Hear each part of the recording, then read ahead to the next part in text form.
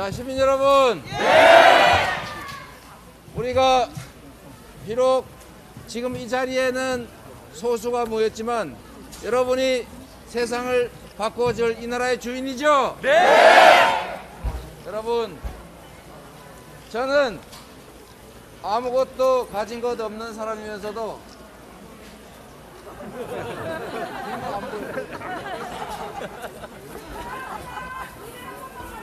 네. 자, 여기 이제 카메라로 많은 분들이 전국에서 보고 있기 때문에 이해를 부탁드리고요. 자, 여러분, 저는 정치라고 하는 것은 정치인 또는 정치 세력들의 권력욕을 만족시키기 위해서 우리가 그들을 뽑아주는 게 아니라고 생각합니다. 정치인은, 정치 집단은 국민의 일을 대신하는 대리인이고 국민이 명하는 바를 국민을 위해서 대신 일하는 일꾼이다, 이렇게 생각합니다.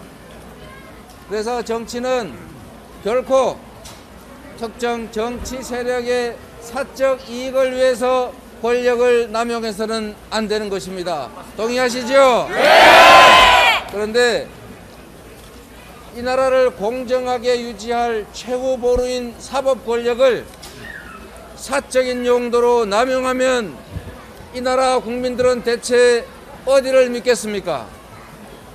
사법 권력이 공정하지 못하면, 검찰 권력을 특정인의 사적 보복을 위해서 남용하게 되면 그 나라가 망하는 것은 순식간입니다. 동의하십니까? 네! 그래서 어떤 경우에도 정치적 이유로 특정인, 특정 집단을 표적으로 정해놓고 혹시 뭔지 가는지 탈탈 터는 이런 정치 보복 수사 결코 다시는 있어서는 안 됩니다, 여러분.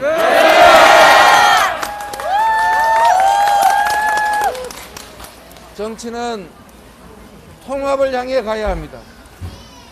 정치는 국민을 위해서 존재하는 것입니다.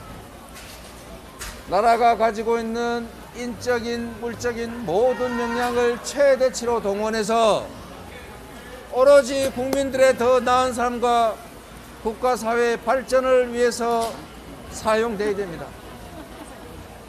통합, 그리고 화해, 그리고 미래, 이게 바로 정치가 가야 할 길인데 과거로 돌아가고 복수를 하고 자기 권력을 위해서 특정 집단을 국회의원 40명, 국회의원 100명 반드시 없애버리겠다, 괴멸시켜버리겠다, 이런 생각 가지고 있는 정치 집단이 이 나라를 과연 어떻게 만들 것 같습니까?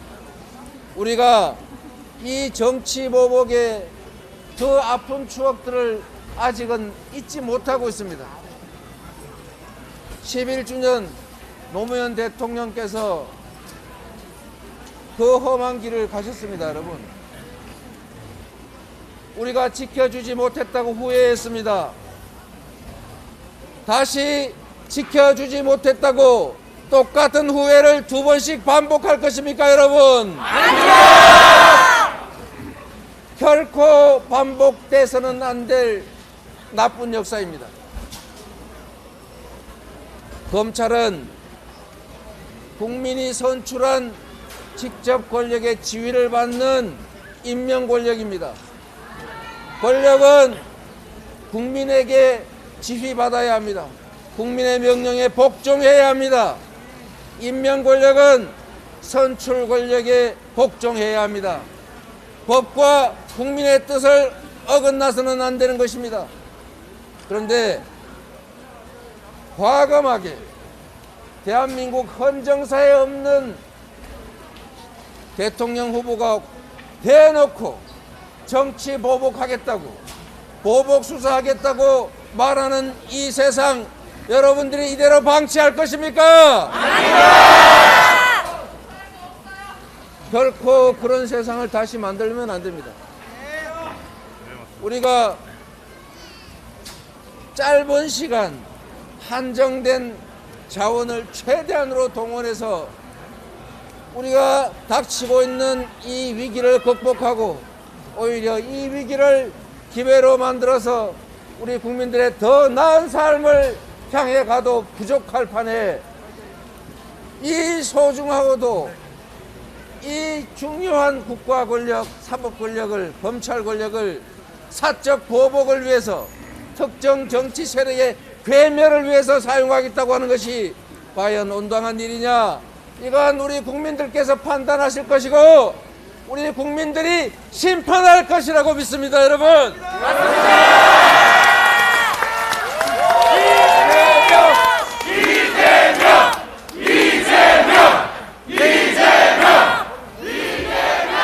여러분, 지금이 위기입니다. 양극화 때문에 성장이 되지가 않고 성장이 안 되니까 기회가 부족하고 기회가 부족하니까 경쟁이 격렬해지고 경쟁이 격렬해지니까 청년들이 남녀로 나누어서 싸우고 있습니다. 갈등과 증오를 부추겨서 이 암담한 현실을 정략적으로 이용하는 사람들이 있습니다. 청년들이 기회 부족으로 싸우면 원래는 그 기회 부족을 만든 우리 기성세대 정치권이 내가 잘못했다, 더 많은 기회를 만들어내겠다, 청년들을 위해서 우리가 양보하겠다, 그리고 우리가 모든 힘을 쏟아서 당신들이 다시는 남녀로 갈라서 지방과 수도권으로 나눠 싸우지 않게 하겠다라고 말해야 되는 것 아닙니까? 맞습니다. 그런데 분열과 증오를 부추깁니다. 남과 여로 가르고 지방과 수도권으로 가르고 남과 북으로 가르고 그리고 심지어 외국인 혐오하게 하고 옆집하고 싸우게 해서 자신들의 표를 만듭니다. 증오와 분열의 정치를 끝내고 통합과 화해의 정치를 해야 합니다. 통합의 대통령 후보 누구입니까, 여러분? 이재명!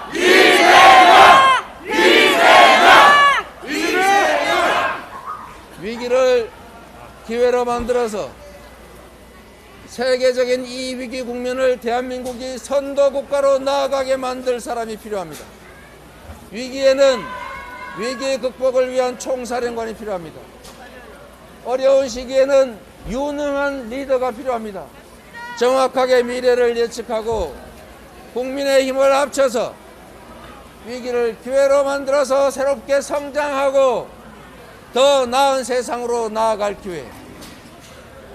우리가 세계 10대 경제 강국이 되었지만 우리의 삶의 질은 여전히 30대 거기에 미치지 못하고 있습니다. 경제 볼륨도 키우면서 국민의 삶의 질도 높이고 국가의 대대적인 투자를 통해서 과학기술과 인재를 양성하고 전 세계적으로 이 혼란과 격변의 시기에서 우리가 반발짝만 앞으로 나아간다면 무한한 기회를 누리는 선도 국가가 될 수 있습니다. 대한민국을 이끌어 나갈 더 나은 세상을 만들 검증된 유능한 대통령 후보가 누구입니까, 여러분?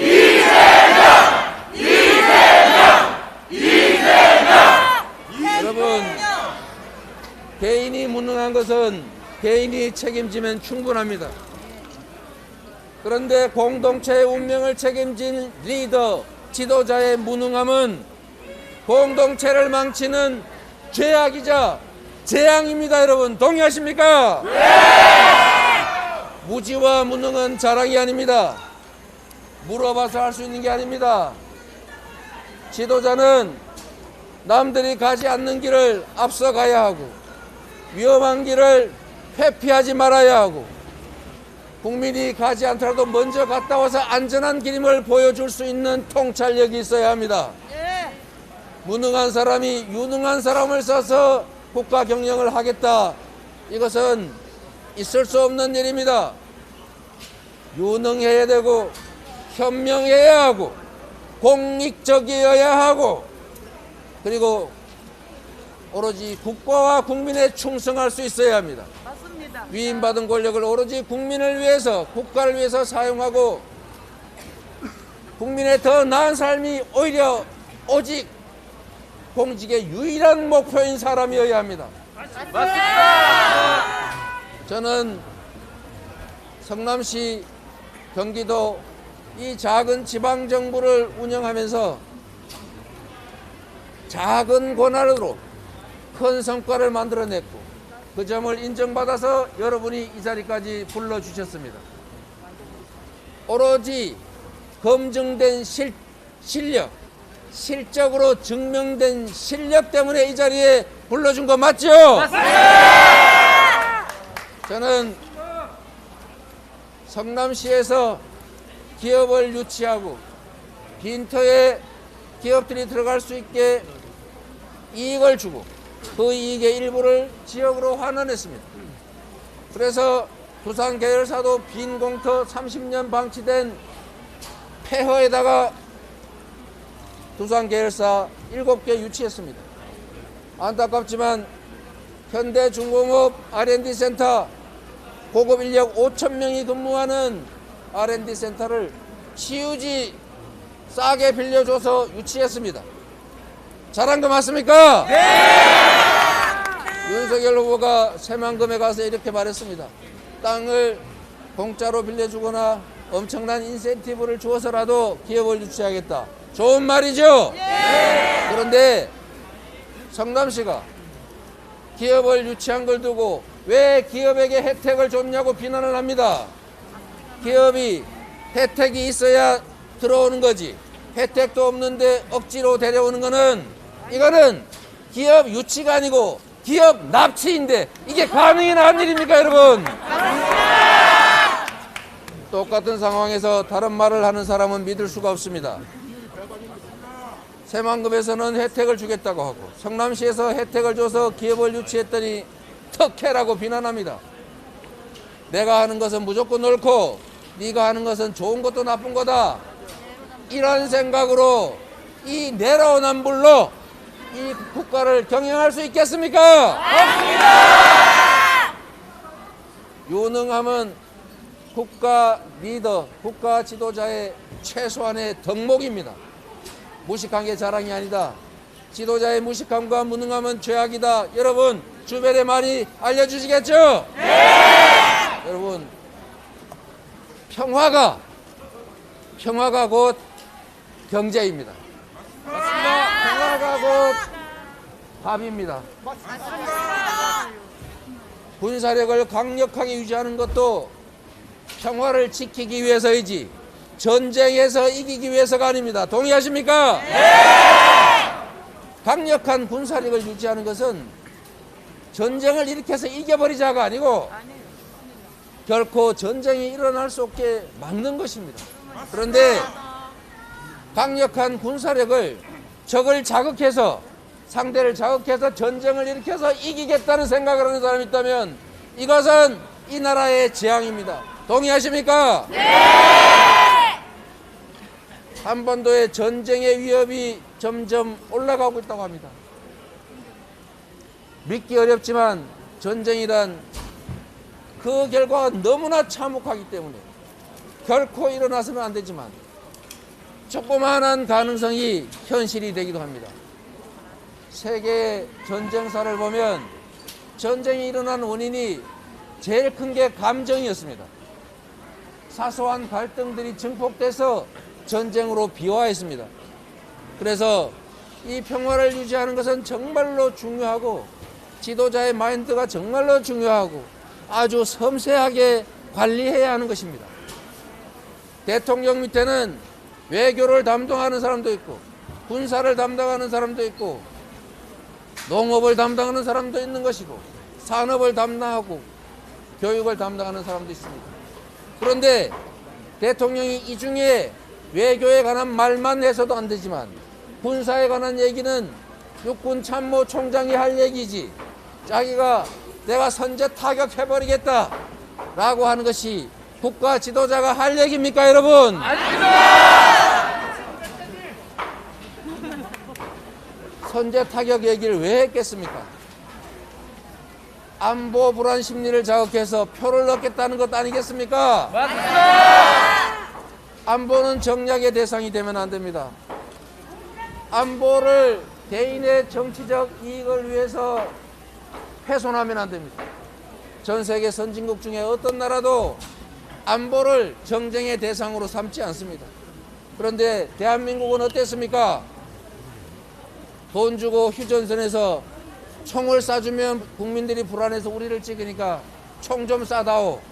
총풍 사건 아닙니까? 맞습니다. 선거 때만 북한이 휴전선을 왔다 갔다 해요. 그래서 선거에 영향을 미칩니다. 저는 이번에도 왜 우리 선거 국면에 저렇게 미사일 발사가 많은지 이해가 좀 안 됩니다. 이럴 때일수록 상대를 자극하지 말아야 하는데 군사 전략 교본에 있는 일선 전투사령관이 할 소리, 위협이 있으면 먼저 타격해버리겠다. 이런 얘기는 전쟁의 위협을 제고시키는, 전쟁의 위험을 높이는 일입니다. 오죽하면 더 힐이라고 하는 해외 군사 전문지에서 한반도의 전쟁 재발 위험성이 높아가는데 그 중에 4가지 중에 하나가 윤석열 후보다. 이렇게 말하고 있습니다. 이게 그냥 주장이 아니고 맞습니다.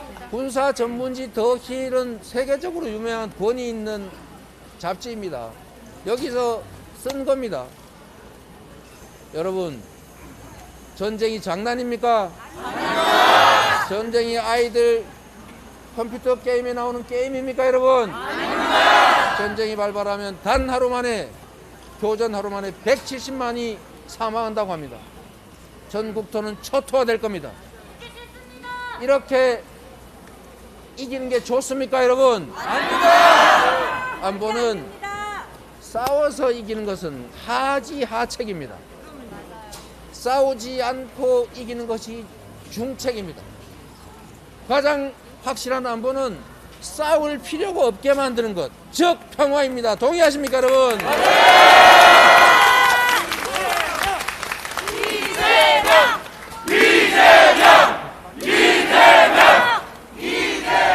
평화를 지키고 안보를 지켜낼 유능한 안보 대통령 후보 누굽니까, 여러분? 이재명!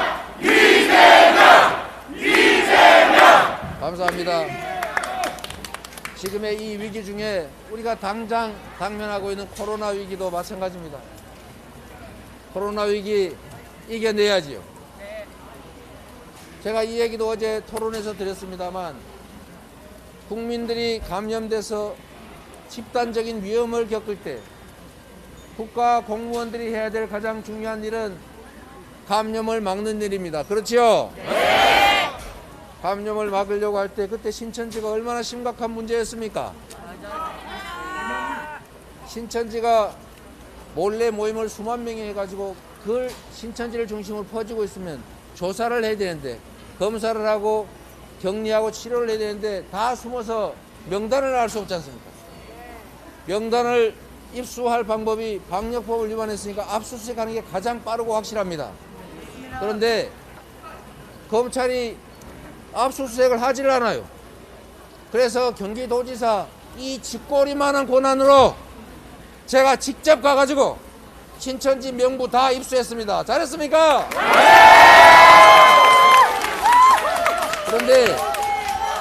그런데 이 쥐꼬리만한 도지사 권한으로 명부를 압수수색 안 하고도 구했는데 압수수색을 거부한 검찰총장이 이렇게 말했습니다. 압수수색 지시가 쇼였기 때문에 안 했다. 어제 그렇게 말했습니다. 맞습니다. 신천지라고 하는 종교 집단을 중심으로 감염이 퍼져나가는데 그거 빨리 명부 구해서 압수수색해서 조사해라. 이게 어떻게 정치적 쇼가 될 수 있습니까, 여러분? 맞습니다. 이건 말이 안 되는 이유이고 다른 이유가 또 하나 제기된 게 있습니다. 이거는 조선일보라고 하는 유력 일간지가 직접 지면에 쓴 거예요. 땡땡 법사가 이렇게 말했다고 합니다. 이만희도 영매이기 때문에 거기를 해코지 하면 당신이 하고자 하는 일이 방해를 받는다. 당신이 하고자 하는 일이 뭐겠습니까?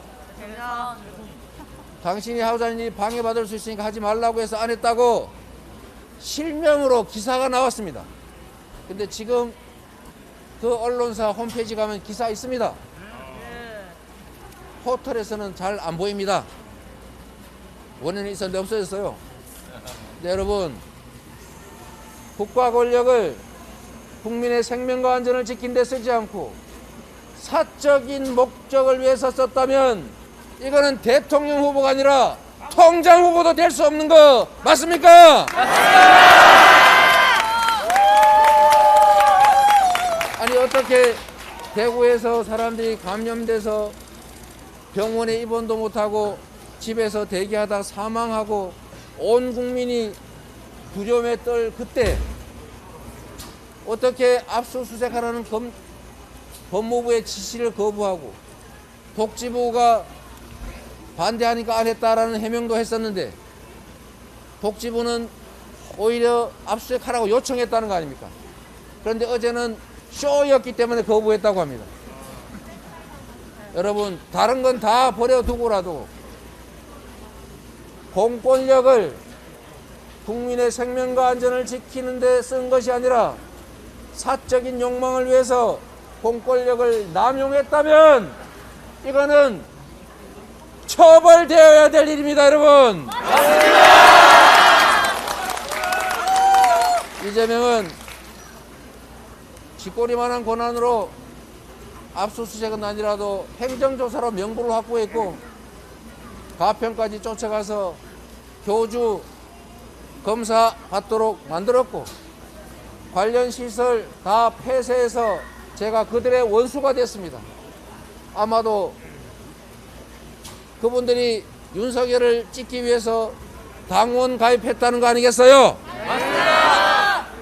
아마 저한테도 찍지 말라고 했을 가능성이 상당히 있다고 보여집니다. 제가 그런 거 예측하지 못할 정도로 바보 아닙니다. 그럼에도 불구하고 저는 공직자이기 때문에 국민을 위해서 해야 될 일을 했습니다. 사교 집단은 검찰 권력도 국가 권력도 함부로 건들지 않습니다. 정치적 타격이 너무 크기 때문인데 저는 그걸 감수하고 본진을 털었습니다, 여러분.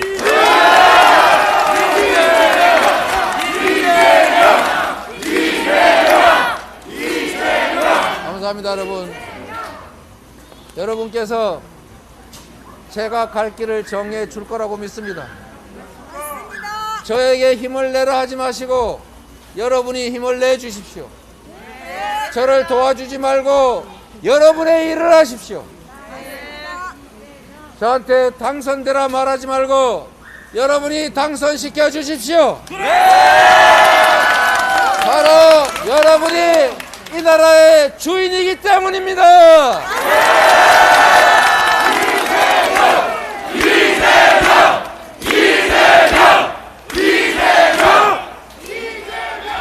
유능한 경제 대통령 후보, 위기 극복의 총사령관, 증오와 갈등이 아니라 화해와 통합의 정치를 할 사람 이재명, 여러분 마지막 인사드립니다. 감사합니다.